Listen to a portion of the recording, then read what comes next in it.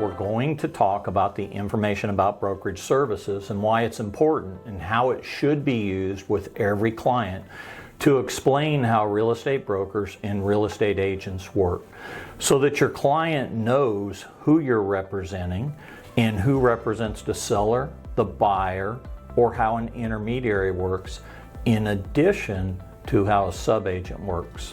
In a minute, you'll see an example of me presenting a form to a potential client. It's very nice to meet you. It's nice to be here. State of Texas requires us to do a couple things. I need you to sign this piece of paper so that we can go look at some houses. Okay. Nice to meet you. This is a document that establishes agency and it allows me to represent you. I just need you to initial the bottom of this document. Oh, great. All right, there's a lot of documents we're going to be doing. You don't need to read them all. This is just a piece of paper that allows me to show you houses, so once you sign it, I'll be in good shape. Okay, great. Very nice to meet you, and Nice as I to was meet you. talking about, there's some paperwork we need to go over, but it's very important that we explain how real estate brokers and real estate sales agents work. Okay. There's two types of licenses in the state. The broker, who's responsible for all my activities as a sales agent, and that's the second type of licensing. Both the broker and the sales agent have minimum responsibilities, and they're real simple, and it's to put your interests above all others, including ours. Okay.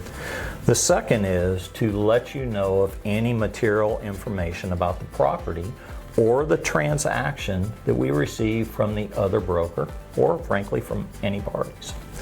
The third is to answer your questions and to present any offer or counter offer that we receive on any offers you make to you, and do it promptly.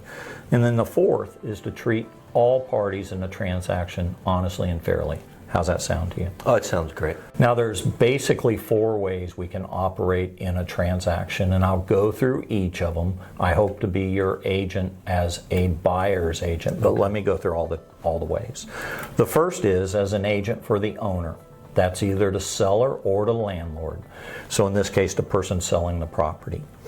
And that's one way that we can represent. The second is as an agent for the buyer. And that's where I agree to represent you. You agree to have me represent you. Now, we can also operate for both the buyer and the seller. It's quite possible that our brokerage will have a property listed that you want to buy. And as that, we would be an intermediary. Now, I said there was a fourth way, and that's as a sub-agent. But we're going to be operating as your agent, so the sub-agency will not come in play there. But I do want to let you know it's important to us that you know how to get a hold of the company, the broker, my supervisor, and have all my contact information. And we've laid that out right here. Do you have any questions? No, I really appreciate you taking the time to go over this so thoroughly. It helps a lot. No problem. You're more than welcome. All I need you to do is initial right there and date right next to it. Perfect.